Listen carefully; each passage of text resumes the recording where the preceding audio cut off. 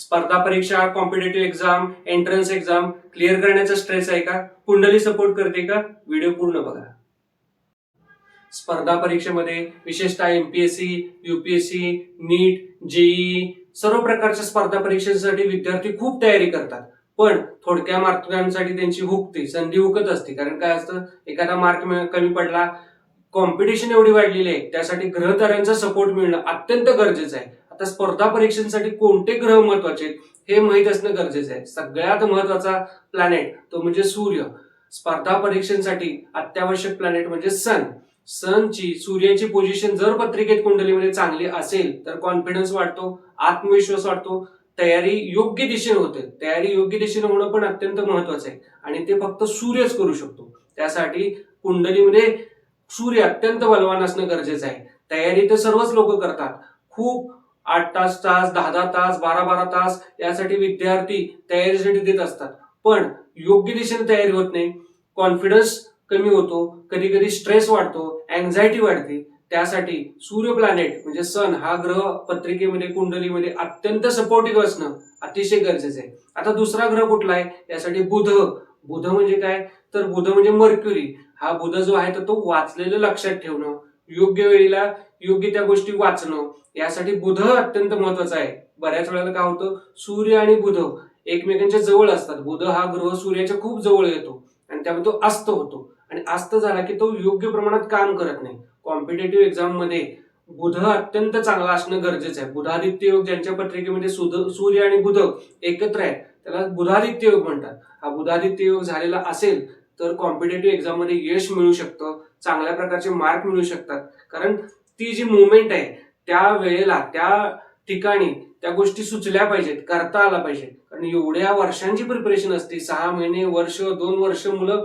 तयारी करतात आणि काय असतं, तासात, 2 तासात, 3 तासाच्या सगळ्यांचा निकाल लागत असतो. त्या मुवमेंटला सगळ्या गोष्टी सुचणं गरजेचं आहे. त्यासाठी प्लॅनेट बुध हा चांगल्या प्रकारेच त्यानं काम केलं पाहिजे. तर बुधाची पोझिशन कशी आहे पत्रिकेमध्ये, कोणत्या घरात आहे, फर्स्ट हाऊस मध्ये, फिफ्थ हाऊस मध्ये, 9th हाऊस मध्ये, कशा पद्धतीने आहे, त्याला पॉवर आहे का, हे सगळ्या गोष्टी बघणं गरजेचं आहे. तर बुध हा सेकंड प्लॅनेट आहे. तिसरा प्लॅनेट आहे तो म्हणजे गुरुचं बळ असणं गरजेचं आहे. कारण अधिकारी होणं किंवा एखाद्या पोस्टला जाणं, त्याच्यासोबतच एखाद्या फील्डमध्ये जाणं, यासाठी गुरुची ताकद असणं गरजेचं आहे. जर गुरुचं पाठबळ असेल तरच आपण या कॉम्पिटेटिव्ह एक्झाम्स क्रॅक करून पुढे जाऊ शकतो. त्यामुळं गुरुची पोझिशन कशी आहे पत्रिकेमध्ये, तो नीचेच आहे का, उच्चेच आहे का, कोणत्या स्थानात पडलाय, हे सगळं पत्रिकेचं अनालिसिस करावं लागतं आणि त्याच्यानुसार उपाययोजना करावी लागते. त्यानंतर तयारी सोबत, म्हणजे तयारी ही मस्ट आहे. आपण कर्मप्रधान असलं पाहिजे. कर्म करणं हे तर अत्यंत गरजेचं आहे तयारी सोबत आपल्याला. कारण लाखो लोक बसतात, याच्यामध्ये सिलेक्शन होणं अत्यंत गरजेचं आहे. एकाच मार्कांवरती एवढे विद्यार्थी असतात. यासाठी आपल्याला पत्रिकेचा सपोर्ट, प्लॅनेटचा सपोर्ट असणं अत्यंत गरजेचं आहे. विदाऊट सपोर्ट या गोष्टी होत नाहीत, मग मुलं डिप्रेशन मध्ये जातात. म्हणून सूर्य, बुध आणि गुरु या 3 प्लॅनेटला ताकद देणं गरजेचं आहे. परीक्षेच्या आधी महिना 2 महिना आधीपासून या ग्रहांवरती काम करणं, कुंडली व्यवस्थित तपासून बघणं, या अत्यंत गरजेच्या गोष्टी आहेत.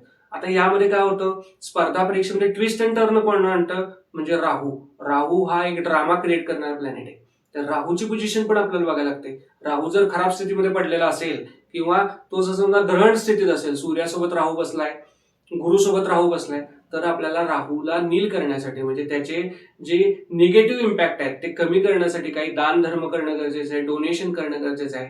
तर ते पण आपल्याला स्टडी करणं गरजेचं आहे. कारण राहू कसं आहे, असं वाटतं की अरे आपण जे क्लासेस लावले त्याच्यामध्ये चांगलं यश मिळते, अगदी शेवटच्या लेवलपर्यंत येतो आणि शेवटी यश मिळत नाही. विशेष करून एमपीएससी मध्ये काय होतं, तर प्री क्लिअर होती, मेन्स क्लिअर होती आणि ज्या वेळेला ओरल असती, जी मौखिक परीक्षा असते, फायनल एक्झाम असते, त्यामध्ये सिलेक्शन होत नाही. मग विद्यार्थ्याला परत पहिल्यापासून सगळी तयारी करावी लागते. मग त्यासाठी राहूची पोझिशन कशी आहे ते बघणं गरजेचं आहे. कारण राहू जर समजा सेट झाला तर सगळ्या गोष्टी सेट होऊ शकतात. आता याच्यासाठी काय उपाययोजना करायची ते सांगणार आहे.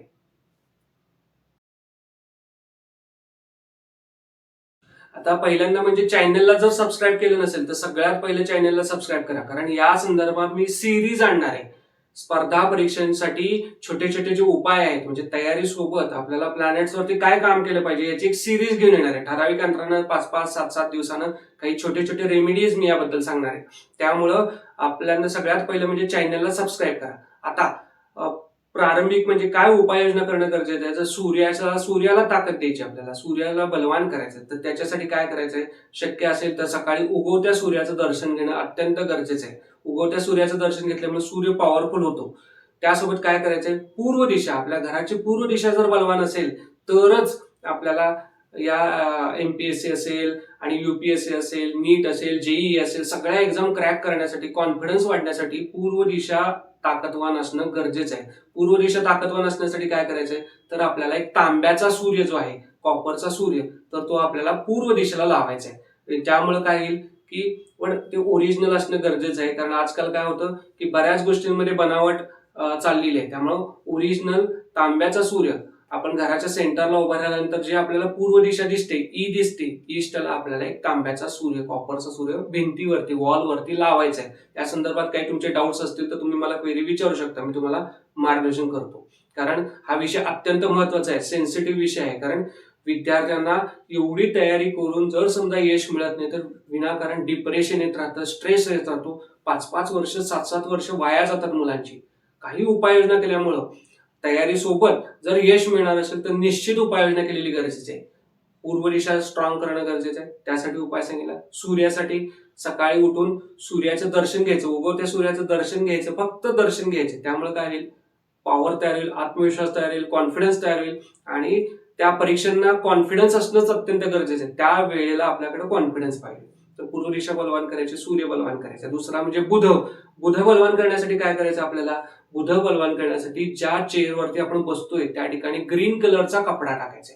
ग्रीन कलरचा कपडा कसा टाकायचा, जिथं कसल्याही प्रकारचा तुम्ही छोटा मोठा कपडा, तुम्ही ज्या चेअरवरती अभ्यास करायला बसताय, शक्यतो अभ्यास करताना पूर्व दिशेकडे तोंड करून अभ्यास करा.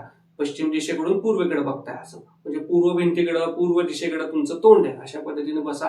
म्हणजे कॉम्पिटेटिव्ह एक्झाम्स क्रॅक करताना अत्यंत लाभदायक अशी पोझिशन आहे. सीटवरती काय करायचं, ज्या चेअरवर बसतं त्या ठिकाणी ग्रीन कलरचा, हिरव्या रंगाचा एक कपडा टाकून बसायचे, ज्यामुळे बुधाची पॉवर आपल्यासोबत राहील. जे वाचलंय ते बऱ्यापैकी लक्षात राहण्याच्या दृष्टिकोनातून आपलं काम होईल. परत सांगतो की अभ्यास हा पण महत्वाचा आहेच, त्याच्यासोबत हे उपाययोजना करायचे. तर बुधाला आपल्याला ताकद यामुळे मिळू शकते.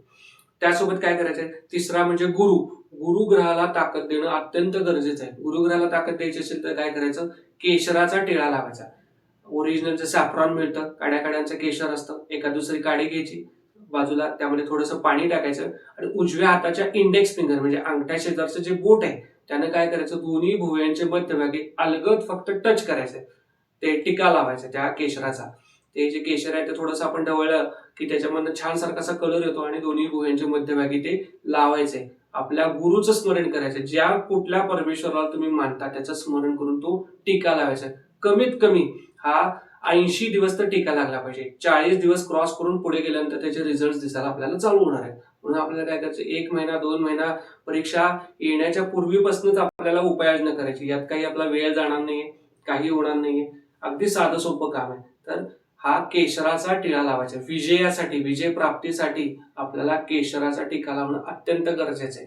तर ही पोझिशन, त्याच्यासोबत काय, पत्रिकेचं डिटेल आपल्याला एकदा अनालिसिस करून घेतलं पाहिजे की नक्की राहूची, केतूची पोझिशन काय आहे, हे प्लॅनेट्स कशा पद्धतीने आहेत. पण 3 मी जनरलाइज उपाय सांगितलेले आहेत. त्याच्यासोबत मी एक उपाय महत्वाचा सांगणार आहे.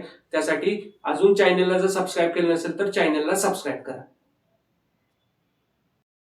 आता स्पर्धा परीक्षांवरती कंट्रोल जे आहे तर ते म्हणजे सरस्वती देवी. सरस्वती देवी जी आहे तर ती आपल्याला पॉझिटिव्ह असणं गरजेचं आहे. तिची एनर्जी आपल्याला मिळणं गरजेचं आहे. त्यासाठी आपल्याला एखादं सरस्वतीचं जर यंत्र असेल तर ते आपण यंत्र पूर्व दिशेला असेल किंवा ईशान्य दिशेला ते स्थापन करणं गरजेचं आहे. अनुष्ठान पद्धतीने योग्य प्रकारे सिद्ध केलेले असं सरस्वतीचं यंत्र, किंवा आपण ज्या टेबलवर बसतो तिथंच समोर सरस्वतीचं यंत्र ठेवून द्यायचं की जेणेकरून आपल्याला तिची कृपा प्राप्त होईल. परत एकदा सांगतोय, सगळ्या गोष्टींसाठी प्रयत्न, कर्म हे अत्यंत महत्वाचं आहे. कर्मासोबत असं नाही की मी फक्त उपाय करत राहिलो, ऑलरेडी तुम्ही प्रयत्न करतात असं कन्सिडर करूनच चाललोय मी. आणि माझ्या या माध्यमातनं, या शास्त्राच्या माध्यमातनं, ज्योतिषशास्त्र हे अत्यंत अत्यंत असं चांगल्या प्रकारचं शास्त्र आहे की ज्याच्यामध्ये खूप गोष्टी भरलेल्या आहेत. फक्त योग्य गोष्टी, प्रॅक्टिकल गोष्टी येत नाहीत. ज्या पद्धतीने मी एवढी वर्ष पत्रिकेचं अनालिसिस करतोय, वास्तुशास्त्रामध्ये काम करतोय, प्रॅक्टिकल एक्सपिरियन्स घेतलाय, त्यानंतर मला असं कळलेलं आहे की प्रयत्नांसोबत जर समजा ज्योतिषशास्त्राची आणि वास्तुशास्त्राची जोड असेल तर यश हे निश्चित मिळतंच. त्यामुळे काय करायचंय, सरस्वती यंत्र आपल्या टेबलवरती ठेवायचंय. फक्त एकदा नमस्कार करायचा, आपल्या कामाला लागायचं. मी कुठल्याही प्रकारची फार मोठी पूजा, फार मोठ्या काही गोष्टी सांगितल्या नाहीत, छोटे छोटे उपाय सांगितले. आता एक महत्वाचा उपाय पुढच्या सिरीजमध्ये मी घेऊन येणार आहे की तो केल्यानंतर प्रॉपर पद्धतीनं आपल्याला एनर्जी प्राप्त व्हायला चालू होईल. त्यासाठी चॅनलला सबस्क्राईब करा, व्हिडिओला लाईक करा आणि जे आजूबाजूला कोण आपल्या तयारी करतायत, आपल्या फॅमिलीतले आहेत, फ्रेंड्स मधले आहेत, त्यांना हा व्हिडिओ शेअर करायला विसरू नका. थँक्यू.